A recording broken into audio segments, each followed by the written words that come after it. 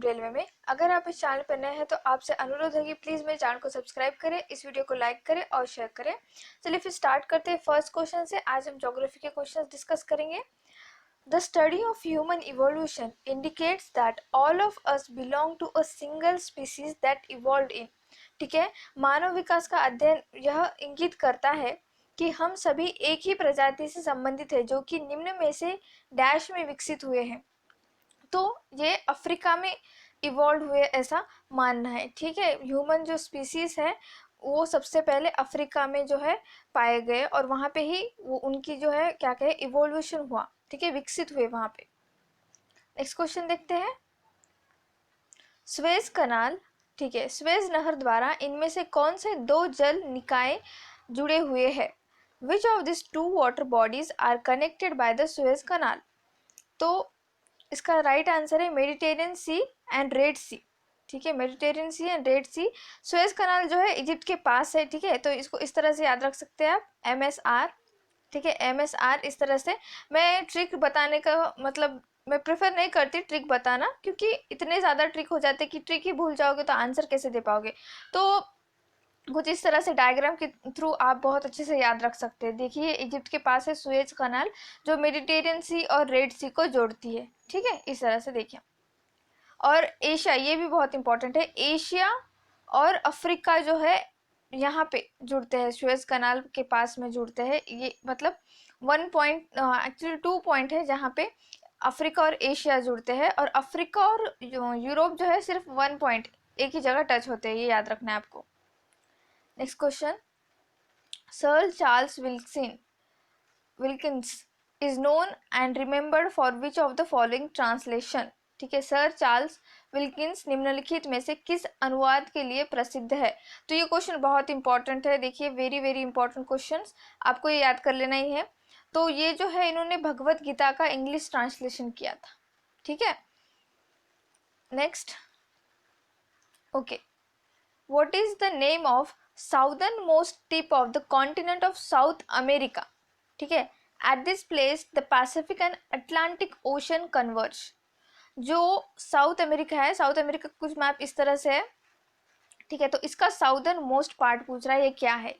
तो western side में ना, वेस्टर्न कंट्रीज में जो साउदर्न मोस्ट पार्ट है उसे केप कह के उसका आगे का नाम वो डालते हैं, जैसे केप ऑफ गुड होप। तो ये जो है ये कहाँ पे है? South America, sorry south Africa में है। ठीक है, और इसका आंसर क्या है? ये जो साउथ अमेरिका का western most sorry southern most part पूछ रहा है, ये है केप हॉर्न। ठीक है, केप हॉर्न। और केप ऑफ गुड होप कहाँ पे है? अफ्रीका। ठीक है, यहीं से तो वास्को द गामा आया था 1498 में। और एक बात, डायग्राम से हम देखते हैं ये बात। देखिए, ये क्या है? केप हॉर्न है ना, जो एकदम दक्षिणोत्तर जो ये जगह है उसे वहाँ पे केप कहा जाता है, ये याद रखना है आपको। और साउथ अमेरिका के बारे में और एक बात बताती हूँ। साउथ अमेरिका में एंडीज पर्वत श्रृंखला जो है यहाँ से स्टार्ट होती है, इस तरह से देखते हैं। यहाँ से स्टार्ट होते हुए पूरे कॉन्टिनेंट में फैली हुई है एंडीज पर्वत श्रृंखला, ये याद रखना है आपको, जो है बहुत ही बड़ी लॉन्गेस्ट पर्वत श्रृंखला है दुनिया की। नेक्स्ट, जो ये देखिए ये है अफ्रीका। ठीक है, तो अफ्रीका का साउदर्न पार्ट, ये जो पार्ट है ये होता है केप ऑफ गुड होप। ठीक है, केप ऑफ गुड होप। तो यहाँ से जो है वास्को द गामा निकला और कालीकत से जो है कालीकत पहुंचा, मतलब हमारे इंडिया में पहुंचा। यहाँ से गुजरते हुए उसने मोज़म्बिक भी जो है, जो मोज़म्बिक माडागास्कर के पास में है, और अभी अभी मोज़म्बिक बहुत ही ज़्यादा न्यूज़ में है। आपको पढ़ना है क्यों न्यूज़ में है, क्योंकि वहाँ का एक पोर्ट जो है कब्जे में लिया गया है आतंकवादी संगठन के द्वारा। तो वो अच्छे से पढ़ना है आपको, और वो होने की वजह से आपको 100% ये क्वेश्चन आएगा ही कि वास्को द गामा ने इंडिया को तो फाइंड आउट किया ही किया, लेकिन उसी के साथ किस और जो कंट्री है उसको फाइंड आउट किया। तो मोज़म्बिक याद रखना है आपको। ठीक है, नेक्स्ट क्वेश्चन देखते हैं। To which country does the celebrated author and leadership speaker Robin Sharma belong? देखिए, रॉबिन शर्मा जी जो है वो भारतीय मूल के लेखक है, लेकिन इनका जन्म जो है यहाँ पे नहीं हुआ है। ये कनाडा से बिलोंग करते हैं, ठीक है, कनाडा से बिलोंग करते हैं। और इनकी अपकमिंग जितने भी बुक्स है, आपको एक तो क्या करना है, एक नोटबुक पे लिख लेना है अपकमिंग इनके बुक्स और याद कर लेने, क्योंकि इनके बुक्स पूछे ही जाते हैं। इनका एक बुक है 5 AM club, the monk who sold his Ferrari and, और एक बहुत ही ज़्यादा फेमस बुक है इनका, हाँ, who will cry when you die. तो इस तरह के जो है इनके बुक्स आपको याद कर लेना है, ठीक है। नेक्स्ट क्वेश्चन देखते हैं, which of the following is an anthropology museum that presents an integrated story of evolution of man and culture with a specific reference to India।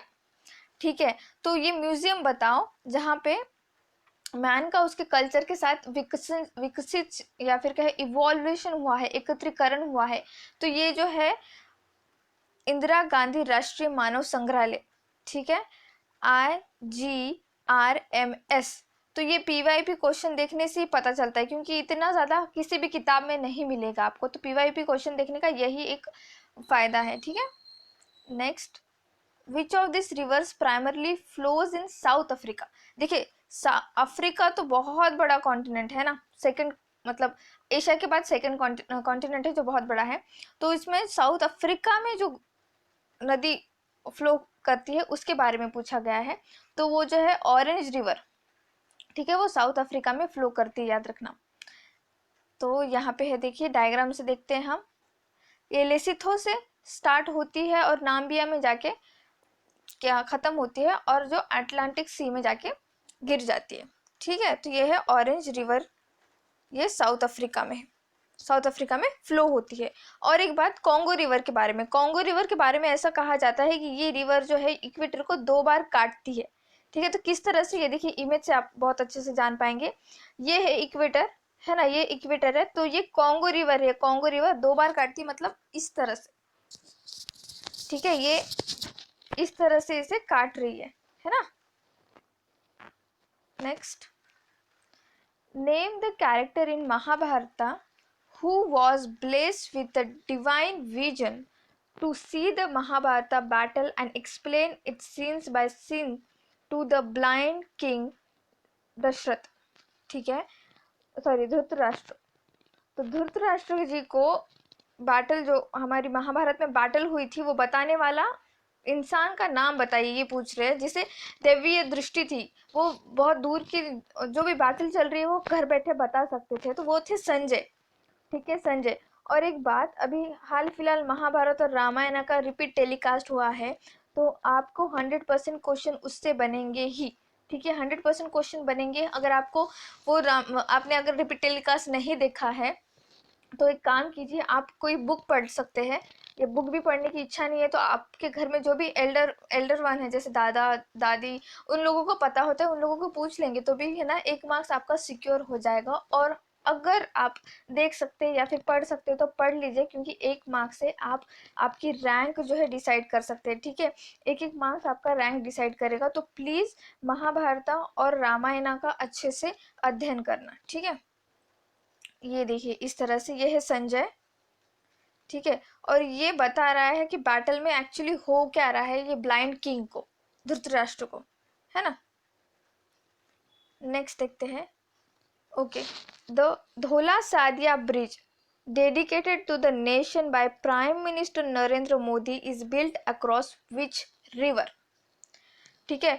तो ये जो है धोला सादिया ब्रिज जो है, ये लोहित रिवर के ऊपर बना हुआ है। इंडिया का सबसे लंबा ब्रिज है ये, नदी के ऊपर का। इसकी जो लंबाई है 9.15 किलोमीटर है, ठीक है, इतना लंबा है ये ब्रिज। और जो है ये असम से अरुणाचल प्रदेश को जोड़ता है, ये याद रखना है आपको।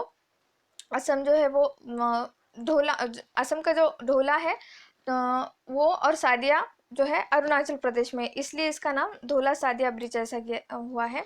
और एक बात, इसका नाम मतलब चेंज किया गया है, इसका नाम अब भूपेन हजारिका सेतु, ठीक है, भूपेन हजारिका सेतु, इस तरह से भी अब पूछा जा सकता है।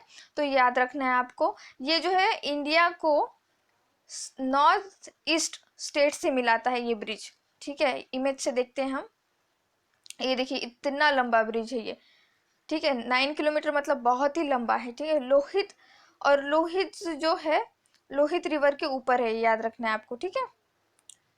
नेक्स्ट देखते हैं, ये देखो इतना लंबा है ये ब्रिज।